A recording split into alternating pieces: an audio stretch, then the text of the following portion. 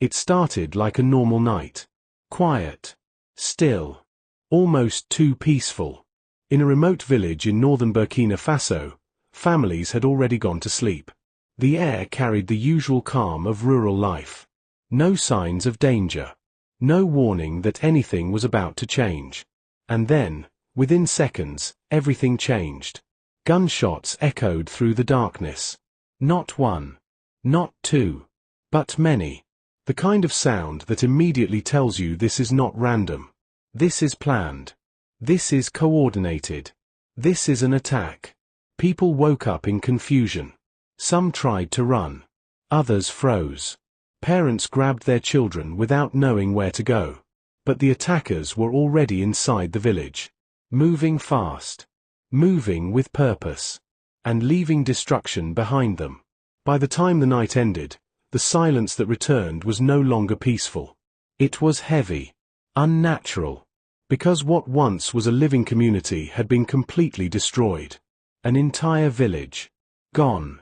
And just when people were trying to understand what had happened, something even more disturbing began to spread. A message. Not just a claim of responsibility, but a warning. A direct warning. The attackers didn't hide. They didn't stay silent. Instead, they made something very clear. They were not done. And then came the words that changed everything. We are coming to Ouagadougou. That sentence alone was enough to send shockwaves across the entire country. Because Ouagadougou is not just any city. It is the capital. The political center. The symbol of authority in Burkina Faso. And at the center of that authority is one man. Ibrahim Traoré. A young leader who came into power with bold promises. Promises to restore order. Promises to push back against armed groups. Promises to protect the people of Burkina Faso from exactly this kind of violence. But now, the situation has changed. This is no longer just about rural insecurity. This is no longer about distant attacks in isolated regions. This is a direct threat to the heart of the country. And when a capital city is mentioned in a threat like this, it means one thing. The conflict is evolving. Because this is not just about violence anymore. This is psychological. This is strategic.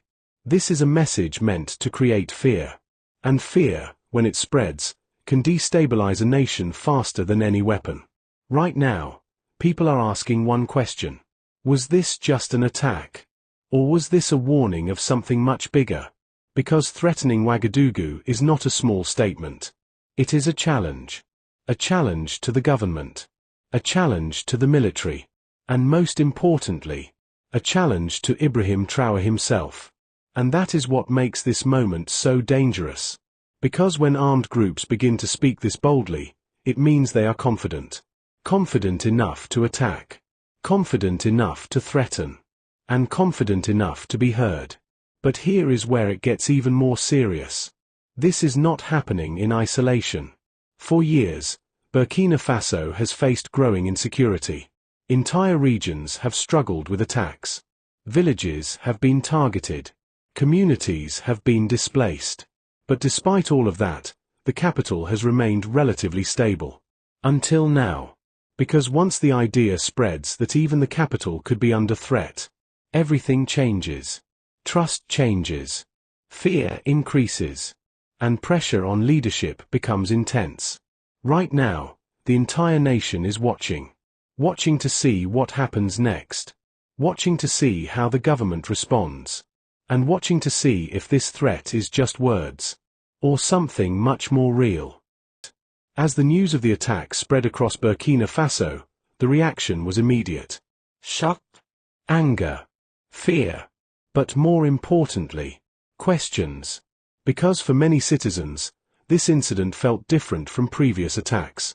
This wasn't just another report from a distant village. This was something that carried a message. A message that reached beyond the victims. A message that reached the entire nation. And when people began hearing about the threat to Ouagadougou, everything changed. Conversations shifted overnight. Markets, streets, and social media platforms became filled with one discussion. Are they really coming to the capital? Some people dismissed it. They said it was just psychological warfare, a tactic to create panic and make the government look weak. But others were not so sure. Because history has shown that when armed groups make bold statements, they sometimes follow through. And that uncertainty is what makes this moment so tense. At the center of all this pressure is Ibrahim Traoré, a leader who rose to power during a time of crisis. A leader many believed would bring a stronger response to insecurity. But now, expectations are turning into pressure. Because leadership is easy when things are calm. But moments like this is where leadership is tested. People are watching closely. Not just what is being said, but what is being done. Are security forces being deployed? Are intelligence operations increasing? Is there a clear strategy to prevent further attacks? Because in situations like this, silence can be dangerous. Silence creates doubt. And doubt spreads quickly. At the same time, security analysts are beginning to break down the situation. Some believe the threat to Ouagadougou is strategic. Not necessarily an immediate plan, but a way to force the government to react. Because when a capital is threatened, resources are stretched. Security must be increased everywhere. Attention shifts. And that can create vulnerabilities in other areas. In other words, the threat itself becomes a weapon. But there is another layer to this story that many people are beginning to notice. The regional dimension. Burkina Faso is part of a larger region facing similar challenges. Across the Sahel, armed groups operate across borders. They adapt quickly. They move freely. And they often strike where defenses are weakest. This makes the situation far more complex than it appears. Because even if one area is secured, another may become vulnerable. And that is why the threat to Ouagadougou is being taken seriously. Not just because of what was said, but because of what is possible. Meanwhile, reports from local communities paint a troubling picture. At this moment, Burkina Faso is standing at a turning point. Not just because of the attack, but because of what it represents. Because what happened in that village is not just an isolated tragedy. It is part of a larger pattern. A pattern that has been growing for years. But now, it feels closer than ever. Because once a threat reaches the level of mentioning the capital, it stops being distant. It becomes personal. For many citizens, Ouagadougou represents safety. It represents stability. It represents the idea that no matter what happens in remote areas, there is still a center that holds everything together. But what happens when that center is threatened? That is the question people are now asking. And the answer is not simple. Because situations like this do not have easy solutions. There is no quick fix. No instant response that solves everything overnight. But what people expect is action. Clear. Visible. Decisive action. And this is where all eyes return to Ibrahim Traoré. Because this moment will define leadership. Not speeches. Not promises. But decisions. The kind of decisions that shape the future of a nation. Will security be strengthened across key areas? Will intelligence systems improve? Will rural communities receive better protection? Or will attacks continue, gradually moving closer to major cities? These are the questions people are asking. And they are not asking quietly. They are discussing it everywhere. In homes. On the streets. Online. Because when fear reaches this level, silence disappears. And people begin to demand answers. But beyond politics and strategy, there is something deeper. Something that must not be forgotten. The human cost.